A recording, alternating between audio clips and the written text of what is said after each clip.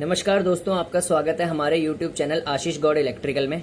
आज हम सबसे इम्पॉर्टेंट टॉपिक, एक one of the most important topic पे बात करने जा रहे हैं कि जो पावर फैक्टर होता है हमारे इलेक्ट्रिकल पावर सिस्टम में, वो मोस्ट इकोनॉमिकल 0.95 लैगिंग क्यों होता है, यूनिटी क्यों नहीं होता, जबकि यूनिटी पावर फैक्टर सबसे बेस्ट पावर फैक्टर माना जाता है। अगर पावर फैक्टर यूनिटी हो गया मतलब सबसे गजब का, लेकिन यूनिटी क्यों नहीं होता, 0.95 लैगिंग तक ही क्यों पहुंचता है मोस्ट इकोनॉमिकल पावर फैक्टर।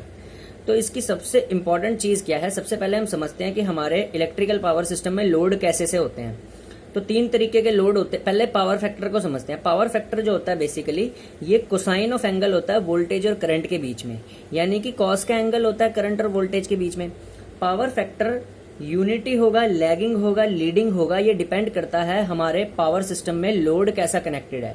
अगर तो रेजिस्टिव लोड हुआ तो सीधी सी बात है भाई, रेजिस्टिव लोड में करंट सप्लाई वोल्टेज के इन फेज रहता है, तो कॉस का एंगल 0 बनेगा और कॉस 0 कितना होता है 1, यानी power factor automatically equals to unity. ठीक है। अगर तो लोड इंडक्टिव हुआ तो ऑब्वियसली बात है करंट सप्लाई वोल्टेज से इंडक्टिव लोड में लैग करता है, तो पावर फैक्टर क्या होगा, लैगिंग होगा। और अगर हमारा पावर सिस्टम में लोड कैपेसिटिव हुआ तो पावर फैक्टर जो होगा हमारा वो लीडिंग होगा। ठीक है। अब सवाल ये पैदा होता है कि पावर फैक्टर को अगर हम इम्प्रूव करें, मान लो कहीं पे अगर हमारा बहुत ज्यादा लो लैगिंग पावर फैक्टर हो जाता है, तो उसको इम्प्रूव करने के लिए हम स्टैटिक कैपेसिटर या फिर सिंक्रोनस कंडेंसर लगाते हैं।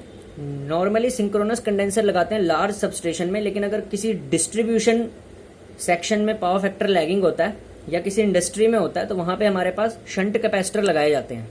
वो शंट कैपेसिटर भी यूनिटी पावर फैक्टर तक कभी भी पावर फैक्टर को इंप्रूव नहीं कर पाते। ऐसा क्यों? देखिए, कोई भी कंडीशन आइडियल नहीं होती। हमारे पावर सिस्टम में प्योरली रेजिस्टिव लोड एग्जिस्ट करता ही नहीं है।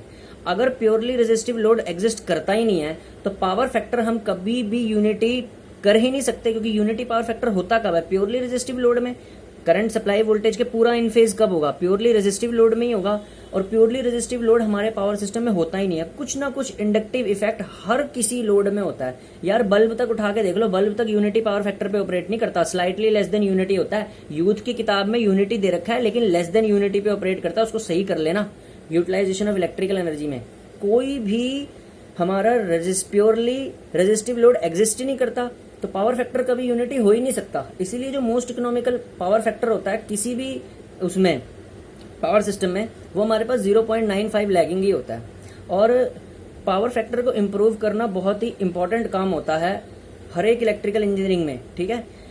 और पावर फैक्टर अगर खराब होता है तो इंडस्ट्रियल कंज्यूमर्स को पेनल्टी भी देनी पड़ती है, क्योंकि इंडस्ट्री में सबसे ज्यादा पावर फैक्टर लैगिंग पे चलता है। देखो, कोई भी इंडस्ट्री होती है, ठीक है ना, उसमें बहुत सारा काम होता है। कोई कारखाने की इंडस्ट्री होगी, कोई भी इंडस्ट्री होगी जहां पे इंडस्ट्रियल वर्क होता है, जहां पे पावर लोड पे काम चलता है, तो क्या होता है वहां पे कि जो पावर फैक्टर होता है वो बहुत ज्यादा लो लैगिंग होता है। वहां पे इंडक्शन मोटर ड्राइव कर रहे हैं, बहुत सारी मोटरें हम ड्राइव करते हैं जो लो लैगिंग पावर फैक्टर की होती है, तो वहां पे पावर फैक्टर इंप्रूवमेंट बहुत ही इंपॉर्टेंट होती है। और अगर पावर फैक्टर खराब होता है तो इंडस्ट्री का जो ओनर होता है उसको पेनल्टी लगती है। तो पावर फैक्टर इंप्रूवमेंट जरूर होना चाहिए। और जो मोस्ट इकोनॉमिकल पावर फैक्टर होता है 0.95 लैगिंग होता है। और याद रखना, हर एक इलेक्ट्रिकल इंजीनियर को पता होना चाहिए कि प्योरली रेजिस्टिव लोड एग्जिस्ट नहीं करता, जिसकी वजह से पावर फैक्टर हमेशा लो चला।